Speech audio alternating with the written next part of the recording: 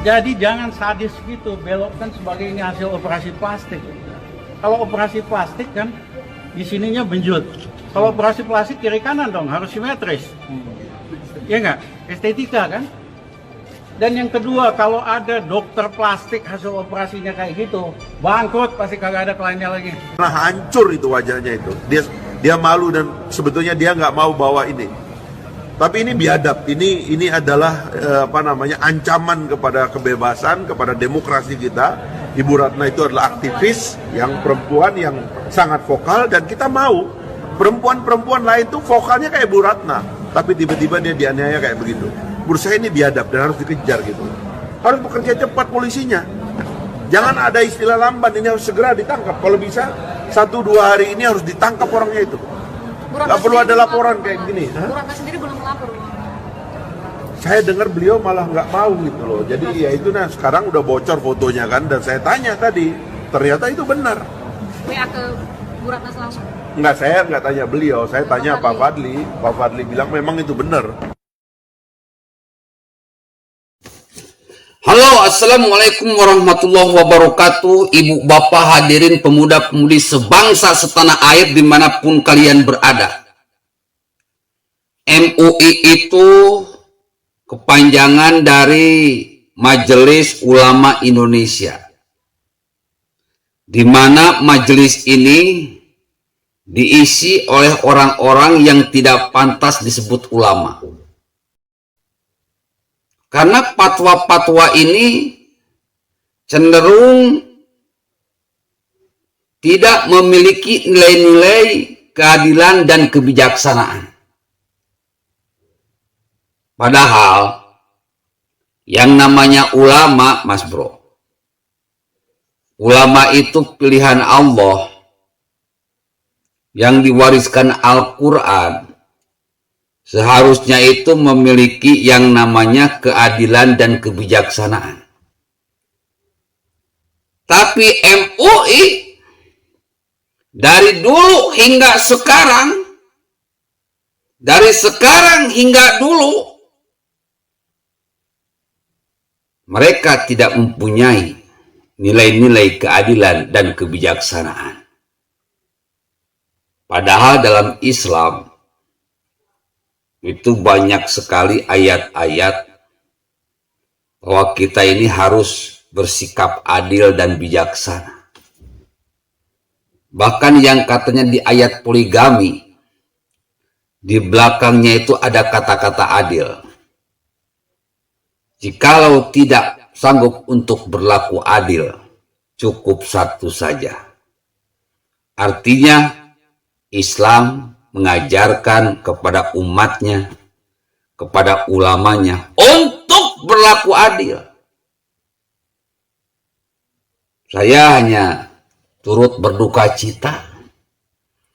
Innalillahi wa inna ilaihi roji'un.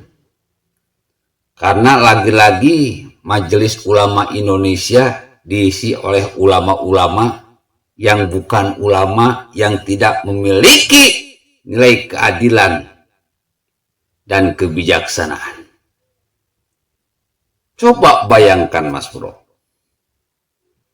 bagaimana mungkin sebuah majelis ulama menyerang pemerintah? Buzzer-buzzer para pembenci Jokowi memotong klip-klip Abu Janda yang mengatakan bahwa Abu Janda ini buzzernya Jokowi yang dibayar. Padahal kita semua tahu Mas Bro, hampir semua para pendukung Jokowi, mereka bergerak karena hati nurani. Melihat presidennya dihina, melihat presidennya fotonya diacak-acak,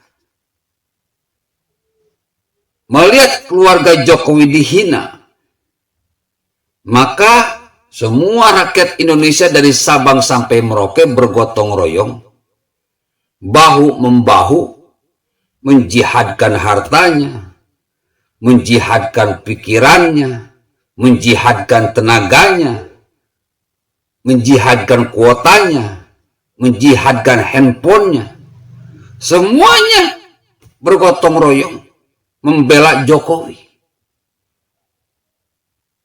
Dari buzzer-buzzer para pembenci Jokowi,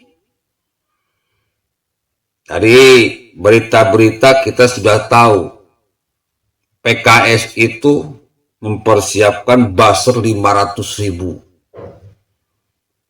orang. Kalau satu orang misalkan 10 akun, jadi sudah 5 juta akun yang membanjiri medsos untuk menyerang Jokowi. Padahal PKS ini, Mas Bro, partai dakwah,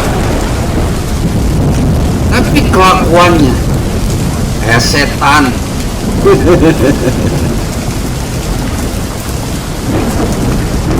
Menebarkan kejahatan, alladzi yuwaswisu fi sudurinas, menebarkan kejahatan kepada rakyat Indonesia untuk menjadi para penjahat atas nama agama, menyerang Jokowi.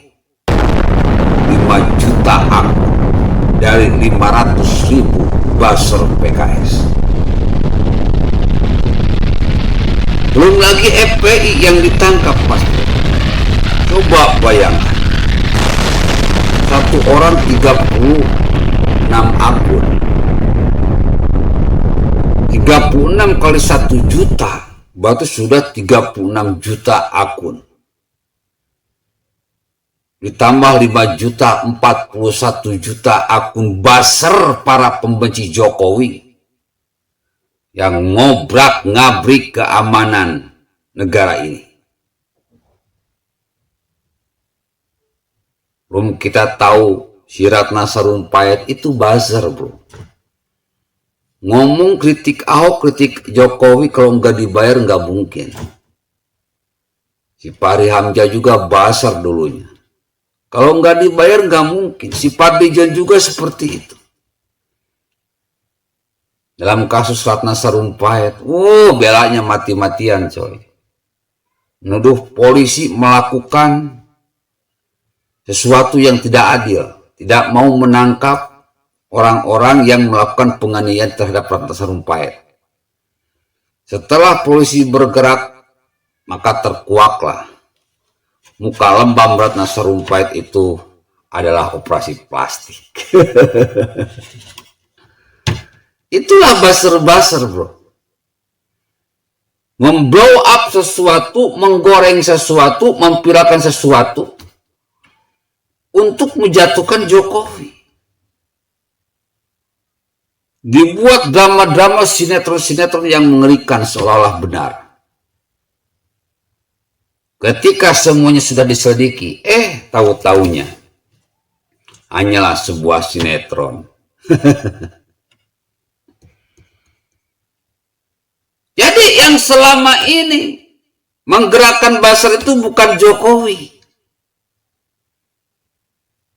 tetapi kelompok kadrun, ulama kadrun yang memang dibayar untuk bikin keribetan dan keributan.